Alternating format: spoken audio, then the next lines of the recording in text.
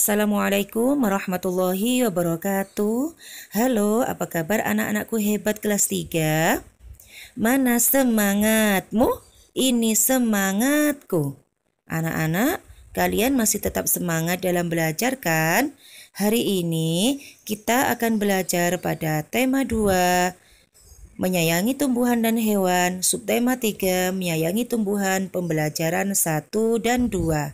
Sebelum pembelajaran dimulai, marilah kita berdoa terlebih dahulu ya. Bismillahirrahmanirrahim. Anak-anak, simak penjelasan Bu Indah pada pembelajaran kali ini ya. Kita harus menyayangi sesama manusia. Selain itu, kita juga harus menyayangi tumbuhan. Tumbuhan telah memberikan banyak manfaat kepada manusia. Perbuatan menyayangi tumbuhan merupakan salah satu bentuk syukur kita kepada Tuhan. Apa yang harus kita lakukan untuk menjaga kelangsungan hidup tumbuhan? Nah, anak-anak, di pembelajaran 1 kali ini kita akan belajar bagaimana cara menyayangi tumbuhan. Siti sangat senang dengan bunga melati. Siti membeli bibit bunga melati. Dia ingin menanamnya di dalam pot. Siti belum tahu cara menanam bunga melati. Kemudian Siti pergi ke perpustakaan sekolah. Di sana dia menemukan buku yang dibutuhkan. Buku tentang cara menanam melati di dalam pot. Berikut adalah petunjuk perawatan melati yang Siti baca. Yang pertama yaitu siapkan pecahan batu bata merah atau pecahan genting.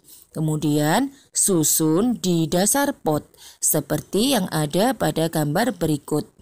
Nah, yaitu caranya yang pertama, batu bata merah itu dihaluskan atau dipecahkan ya, kemudian susun di dasar pot. Nah, untuk cara yang nomor 2 yaitu campurkan pasir, tanah, dan pupuk kandang. Pupuk kandang itu dari mana ya anak-anak? Pupuk kandang itu dari kotoran hewan. Campurkan ketiga bahan tersebut dengan bagian yang sama. Maksudnya bagaimana? Kalau pasirnya 1 sekop, tanahnya 1 sekop, dan pupuk kandangnya 1 sekop ya, itu adalah bagiannya sama. Kemudian isikan pada sepertiga bagian pot.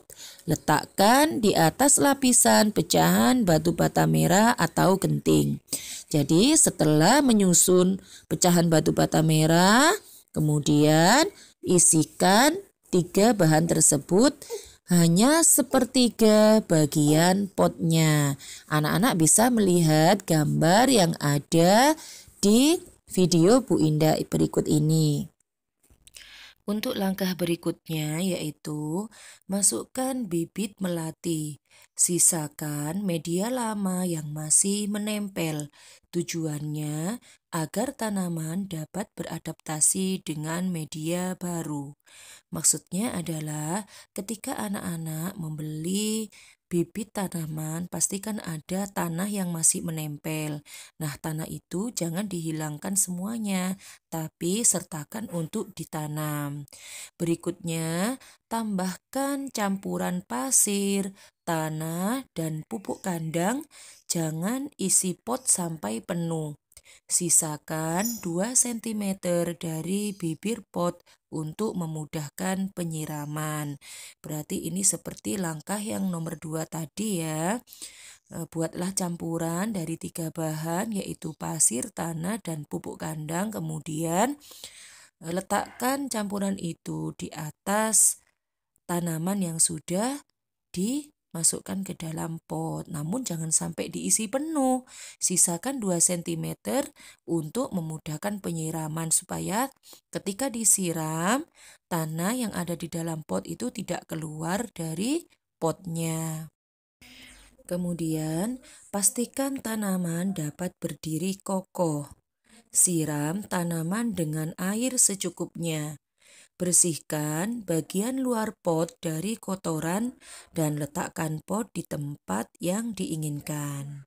Anak-anak, kemudian selanjutnya kalian dapat berlatih pada buku paket kalian halaman 109.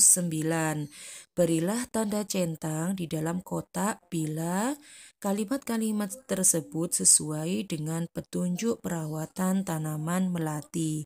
Kerjakan di buku tulis kalian. Setelah mengetahui cara perawatan bunga melati, kini Siti ingin mengetahui cara merawat bunga mawar. Ia mendatangi penjual bunga untuk bertanya tentang cara perawatan bunga mawar.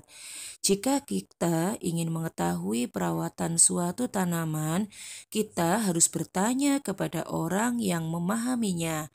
Tanaman apa yang ingin kamu ketahui perawatannya? Kegiatan ini dapat kalian lakukan dengan kegiatan wawancara. Kalian harus menyiapkan beberapa pertanyaan yang ingin ditanyakan. Setelah kalian menyiapkan beberapa pertanyaan yang ingin ditanyakan, kemudian utarakan pertanyaan tersebut kepada narasumber atau orang yang akan memberikan informasi tentang hal yang ingin kamu ketahui. Kemudian, tulislah jawaban-jawaban yang telah diberikan oleh si narasumber tersebut. Di sekolah Siti ditanami pohon sirih. Sirih adalah tanaman yang tumbuh merambat. Daunnya berbentuk jantung dengan ujung daun runcing. Panjang daun sirih sekitar 5-8 cm dan lebarnya 2-5 cm. Jika daunnya diremas akan mengeluarkan bau khas. Siti dan teman-temannya akan mengukur panjang pohon sirih. Sebelum mengukur pohon sirih, Siti dan teman-temannya belajar tentang garis bilangan. Apa sih garis bilangan itu? Anak-anak, coba perhatikan penjelasan Bu Indah tentang garis bilangan. Ayo anak-anak, kita amati bersama garis bilangan di bawah ini. Garis bilangan dimulai dari angka 0 yang ada di sebelah kiri. Setelah angka 0, secara berurutan angka 1, 2, 3, dan seterusnya. Coba sekarang tulislah angka yang seharusnya menempati huruf pada garis bilangan di bawah ini. Itu ada angka 0, kemudian S, 2, kemudian L, 4, R, 6, 7, I, 9, dan H. Sekarang kita tuliskan ya angka yang seharusnya menempati pada huruf-huruf tersebut. Sekarang kita tulis di bawahnya. S sama dengan 1. Kenapa angka 1? Karena setelah angka 0 dan sebelum angka 2 adalah angka 1. Kemudian L sama dengan 3. Setelah angka 2 berarti 3. Kemudian 4. Kemudian R. R sama dengan 5. Setelah angka 4 berarti 5. 6, 7, kemudian I. I sama dengan 8. Setelah angka 7 berarti 8. 9 dan H. Hanya kita tulis 10. Berikutnya, sekarang kita bantu Siti untuk melakukan pengamatan pertumbuhan pohon sirih. Pohon sirih yang baru ditanam berada di posisi A atau pada angka 0. Setelah beberapa waktu, panjang pohon sirih ada di posisi B pada angka 2. Dari posisi A menjadi posisi B itu berarti berpindah 2 satuan. Kita dapat menuliskan bentuk penjumlahannya 0 ditambah 2 sama dengan 2. Berikutnya, selesaikanlah penjumlahan di bawah ini menggunakan garis bilangan. 5 ditambah 2 sama dengan titik-titik. Kita buat garis bilangannya terlebih dahulu. Kemudian kita tarik garis mulai dari angka 0 ke angka 5. Berarti lompat 5 satuan.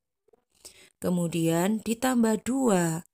Nah, kita buat garisnya mulai dari angka 5 ke angka 7, bukan dari angka 0 ke angka 2, karena di situ adalah penjumlahan. Jadi tinggal menambahkan belakangnya. 5 jalan ke 6 itu kan 1 satuan, 1 lompatan, kemudian 6 ke 7, berarti 1 lompatan. 5, 6, 7 itu 2 satuan atau 2 lompatan. Dan hasilnya adalah di garis yang terakhir, yaitu 7. Siti sedang membantu ibu merapikan lemari baju. Di lemari ada beberapa kain batik milik ibu. Siti memperhatikan motif yang ada pada kain batik. Ada bermacam-macam motif daun dan bunga. Siti sangat tertarik dengan motif daun dan bunga. Setelah membantu ibu, Siti menggambar hiasan dengan motif tumbuhan. Coba amatilah motif-motif yang ada pada gambar. Dari motif tersebut, motif manakah yang paling kamu sukai? Gambarkan ya. Kemudian, apa yang menarik dari motif yang kamu sukai? Tulis juga alasannya kamu menyukai motif tersebut dan warna apa yang akan kamu gunakan untuk membuat gambar motif hias tumbuhan. Jadi setelah kalian menggambar, warna apa yang kamu gunakan? Keluarga Dayu sedang bercakap-cakap di teras rumah. Mereka bercerita tentang kegiatan yang dilakukan hari itu. Tiba-tiba, Dayu teringat kalau ia belum melakukan tugasnya.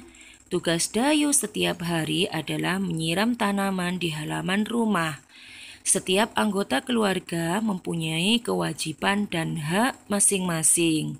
Anak-anak masih ingat hak dan kewajiban?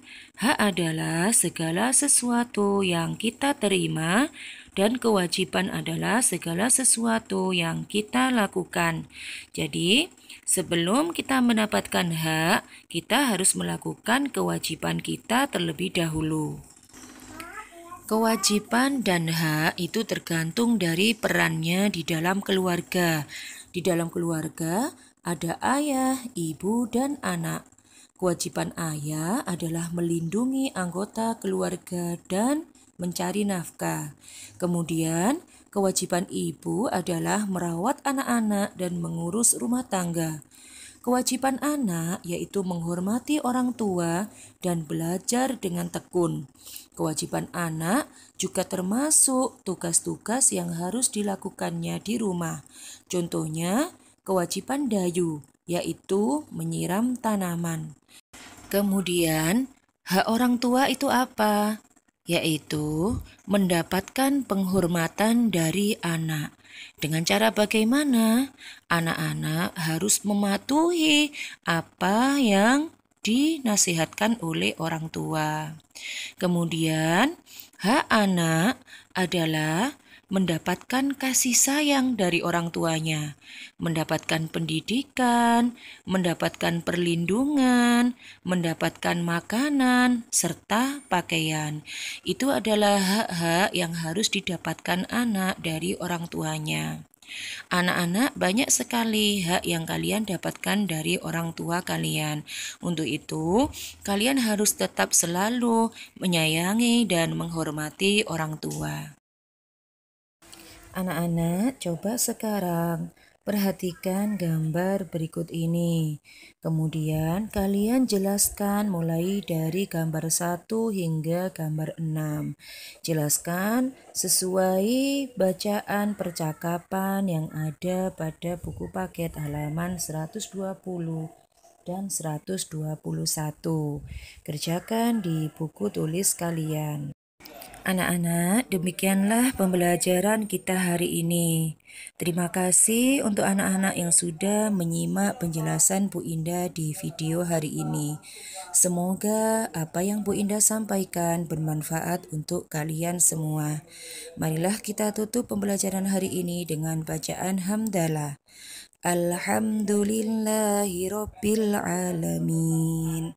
Bu Indah akhiri. Wassalamualaikum warahmatullahi wabarakatuh.